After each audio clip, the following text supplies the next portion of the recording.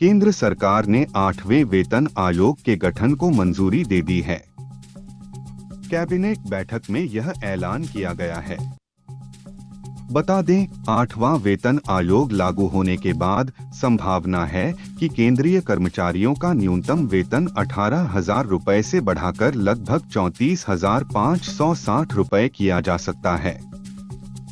इसका मतलब है कि न्यूनतम वेतन में लगभग 92% की बढ़ोतरी हो सकती है। इसी तरह पेंशन भोगियों के लिए न्यूनतम पेंशन भी बढ़कर 17,280 रुपए हो सकती है। दिल्ली चुनाव के लिए बीजेपी ने 9 उम्मीदवारों की नई लिस्ट जारी कर दी है। दिल्ली कैंट से भुवन तंवर, ग्रेटर कैलाश से शिखा राय, संगम बिहार से चंदन राय, बवाना से रविंद्र कुमार, वजीरपुर से पूनम शर्मा, त्रिलोकपुरी से रविकांत उज्जैन, शादरा से संजय गोयल, बाबरपुर से अनिल वशिष्ठ और गोकलपुर से प्रवीण निमेश को उम्मीदवार बनाया है। मिल्कीपुर उपचुनाव पर भाजपा प्रदेश अध्यक्ष भूपेंद्र सिंह चौधरी ने कहा, एक बड़े अंतर से भाजपा इस उपचुनाव को जीतने जा रही है। लोकसभा चुनाव में विपक्ष ने एक नकारात्मक एजेंडा चलाकर लोगों को गुमराह करने का काम किया था। जनता समझ चुकी है। विधानसभा उपचुनाव बड़े अंतर से भाजपा जीती है, मिल्कीपुर भी भाजपा जीतेगी।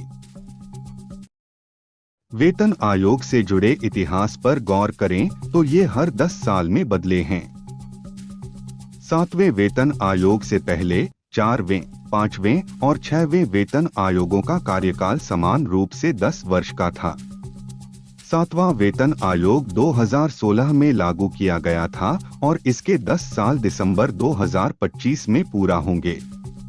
इस समय सीमा के आधार पर 8वें वेतन आयोग के 1 जनवरी 2026 से प्रभावी होने की उम्मीद की जा रही है। लखनऊ के हजरतगंज स्थित बालू अड्डा झोपड़पट्टी निवासी एक महिला ने सुसाइड कर ली। मूल रूप से असम निवासी खुदेजा खातून 52 का शव आज फांसी के फंदे पर लटका मिला। बेटे आफताब अख्तर और बेटी मर्जीना के साथ रहती थी। पति हमीजुद्दीन आसाम में ही रहते हैं। बेटे आफताब ने बताया कि बांग्लादेशी बोलकर प्रताड़ित किया जाता था। हाल में एलडीए ने अवैध अतिक्रमण अभियान के दौरान उसकी झोपड़ी तोड़ दी थी। तब से महिला परेशान थी। सपा 2027 विधानसभा चुनाव की तैयारी में जुट गई है। जल्द ही सपा अध्यक्ष अखिलेश यादव अपने कई जिलाध्यक्षों को बदल सकते हैं। इनमें ज्यादातर वो लोग शामिल हैं जो काफी समय से पार्टी में निष्क्रिय हैं या फिर किसी तरह के विवादों से उनका नाम जुड़ा है। जिन जिलों के अध्यक्ष बदले जाएंगे, वहां कमेटियों का भी नए सिरे से गठन किया जाएगा। कहा जा रहा है कि 20 से अधिक जिलाध्यक्षों का लिस्ट तैयार हो गया है। सपा प्रमुख अखिलेश यादव ने अपनी बॉडी और फिटनेस का राज बताया है। दरअसल अखिलेश यादव हरिद्वार में गंगा किनारे खड़े थे। इसी दौरान वहां मौजूद एक शख्स अखिलेश से उनकी फिटनेस का राज पूछता है। अखिलेश कहते हैं, मुकद्दर भांजता हूं, जो श्री हनुमान जी भांजते थे। गंगा स्नान करते हुए अपनी फोटो अखिलेश ने सोशल मीडिया में शेयर की थी, जिसके बाद से उनकी फिटनेस की चर्चा हो रही है। लोग उनकी बॉडी की तारीफ कर रहे हैं। टीम इंडिया के निराशाजनक प्रदर्शन के बाद बीसीसीआई बैटिंग कोच बदलने की प्लानिंग कर रही है। टीओआई की रिपोर्ट के अनुसार पूर्व क्रिकेटर और इंडिया ए के मुख्य कोच सितांशु कोटक को यह जिम्मेदारी मिल सकती है। 52 वर्षीय सितांशु घरेलू क्रिकेट के बड़े सितारे थे। उन्होंने 130 प्रथम श्रेणी मैचों में 41.76 की औसत से 15 शतक और 55 अर्धशतक के साथ 8,061 रन बनाए हैं। सितांशु बतौर कोच भी काफी प्रभावी साबित हुए हैं। जनसुराज के संस्थापक प्रशांत किशोर ने अपना आमरण अनशन समाप्त कर दिया है। अनशन तोड़ने से पहले उन्होंने गंगा में डुबकी लगाई। 15 दिन के बाद पीके ने एलसीटी घाट पर जन सुराज के कैंप में केला खाकर अपना अनशन खत्म किया। बता दें कि बीपीएससी पीटी की री एग्जाम समेत 5 मांगों को लेकर वह 2 जनवरी से अनशन पर बैठे थे। कनाडा के कार्यकारी पीएम जस्टिन ट्रूडो ने अगला चुनाव न लड़ने का ऐलान कर दिया है। उन्होंने कहा, मैं आगामी चुनाव में हिस्सा नहीं लूंगा और ये मेरा निजी फैसला है। भविष्य में मैं क्या करूंगा इसके बारे में मैंने अभी तक ज्यादा नहीं सोचा है। मैं उन कामों पर ध्यान केंद्रित कर रहा हूं, जिनके लिए कनाडाई नागरिकों ने मुझे चुना है। इससे पहले ट्रूडो ने पीएम पद और लिबरल पार्टी के नेता के पद से इस्तीफा दे दिया था।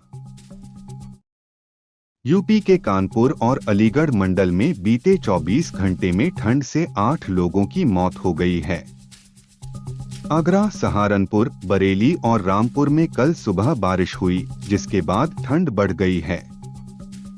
आगरा के आवास विकास कॉलोनी में बारिश से एक मकान धराशायी हो गया। मलबे में महिला और उसकी 2 बेटियां दब गईं।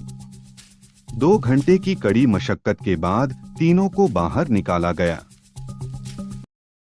केंद्र सरकार की कैबिनेट बैठक में कई बड़े फैसले लिए गए। इसी कड़ी में श्रीहरिकोटा में तीसरे लॉन्च पैड को भी मंजूरी दे दी गई है।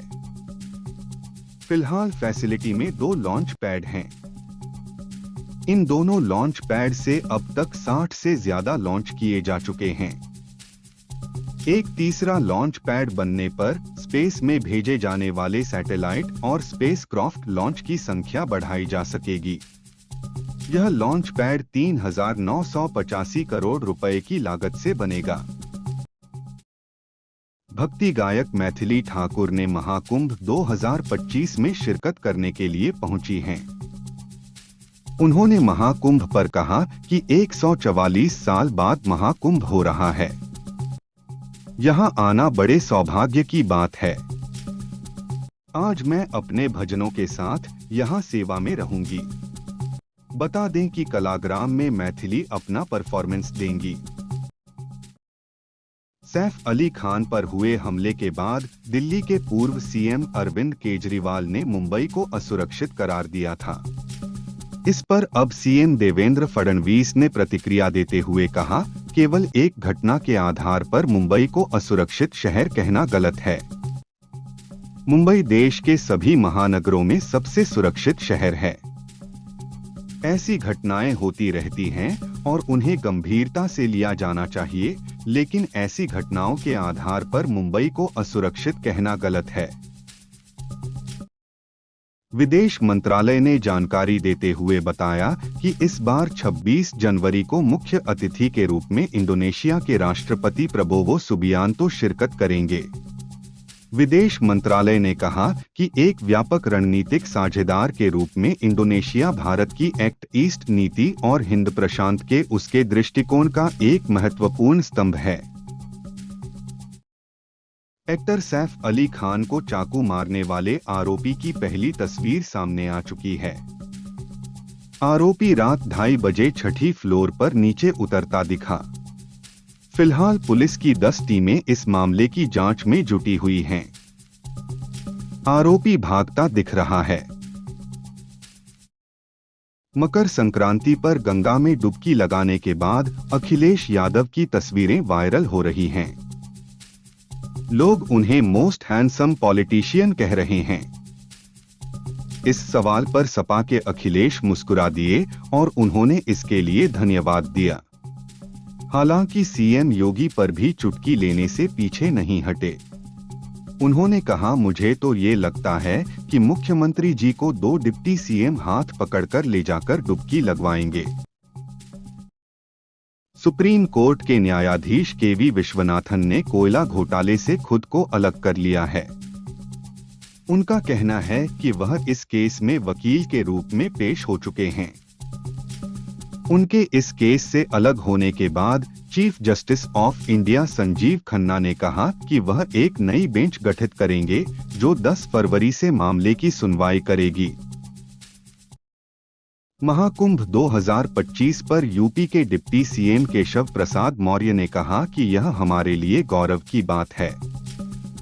प्रयागराज महाकुंभ में इतनी बड़ी जनसंख्या का स्वागत कर रहे हैं और कुंभ में लोग स्नान करेंगे। यह भारत के ही नहीं बल्कि विश्व के इतिहास में स्वर्ण अक्षरों में अंकित होगा। एक्टर सैफ अली खान पर हुए हमले पर एक्ट्रेस रवीना टंडन की प्रतिक्रिया आई है।